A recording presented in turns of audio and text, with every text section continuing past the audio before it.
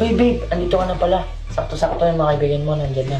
Ayaw nga pala. Halika, papakilala kita. Hindi na, hindi ka pa nahiya. Suit ko, ganito. Ba't naman kita ikakahiya? Pinagmamalaki ko nga na naging boyfriend kita eh. Uy, hindi na. Hindi ka pa nahiya, ganito yung suit ko. Sige na, bigay ko lang yung order nila. Ah, bahala ka. Sa'yo sa gusto mo ipapakilala kita. Ah, sige na. Nasi-CR na ako. Ang tagal naman ng coffee natin. Ganun pa tayo. Ano nga eh. Hindi na pala. Ano pala? Ano yung balita ngayon? Liza? Siguro wala pa rin boyfriend yun. Pero kung magkakaroon na siya ng boyfriend, sana naman yung mayaman, may kaya, di ba? Oo.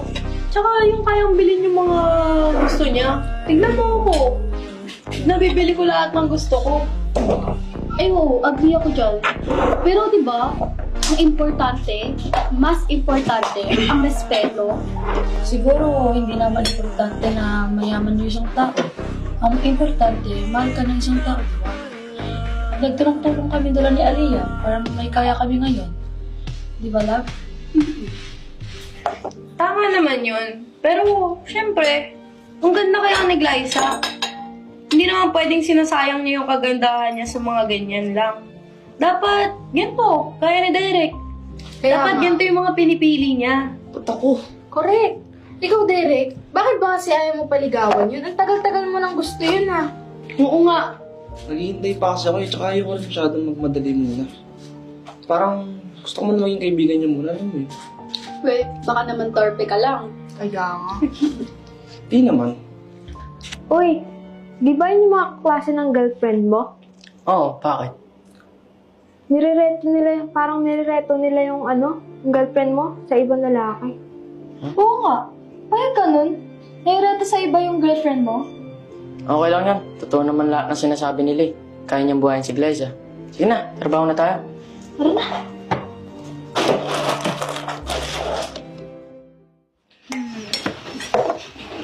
Uy guys, pasensya na, medyo na late. Actually, kanina pa ako nandito. Kaso nag-washroom lang ako. Sige. Upo ka na dito. Para naman makakatapat kita. Ate, Oh, na daw. ay, sige siya. Tignan mo muro ka. Bakit? Hindi mo na yung tao? Dito ka na. Pagbigyan mo na nga yung kaibigan mo, matahimik na.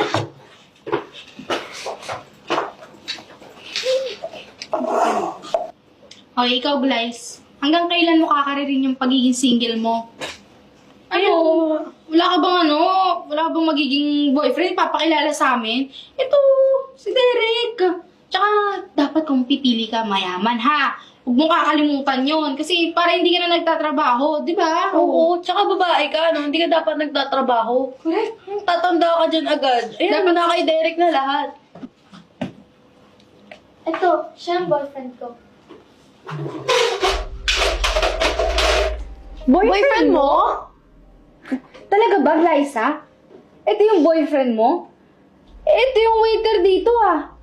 Tsaka, wala nga yun sa kalingkingan ni Derek, eh. Di ka man lang marunong pumili. Tignan mo ang dugyot-dugyot tignan. Tsaka, ano mapapala mo dyan? Baka dumagdag pa yan sa paalamunin mo. Nagtatrabaho ka pa, di ba? Tapos siya din nagtatrabaho. Kakasabi ko lang maghanap ka ng mayayaman para hindi ikaw yung nagtatrabaho. Naku, makakawawa ka lang yan. Baka mamaya maging labandera ka lang yan, eh. Ang ganda-ganda mo, Glyza. Tapos, ganyan lang pipiliin mo? Pumili ka naman ng ka-level mo. Tsaka, mayaman. May class, dapat. Hindi yung nagsaserve lang dito sa cafe. Grabe naman kayo sa boyfriend ko. Alam niyo lahat ng mga sinasabi niyo, kabaliktaran sa paningin ko. Tsaka, proud na proud nga ako dito sa boyfriend ko eh. Lahat ng pinagdi-date niya, pinaghihirapan niya. Eh kayo ba? Okay ba mga partner niyo? Katulad niya? Ikaw, Lexa. Si Zap, mayaman, nabibigay lahat ng luho sa'yo. Pero naglolo ko naman. At ikaw, Jelicia.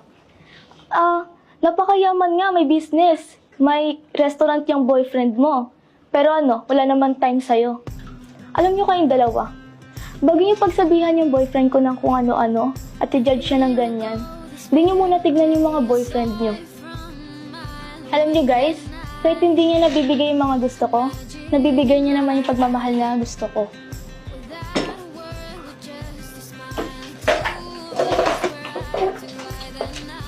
Ah, sige na guys. Alis na kami.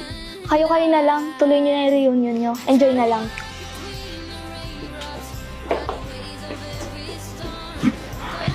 Uy, salamat ah. Kasi kahit ganito lang ako, di mo ako nahiya. Ano ka ba? Okay lang yan. Alam mo naman na hindi ako payag na ginaganon ka, di ba?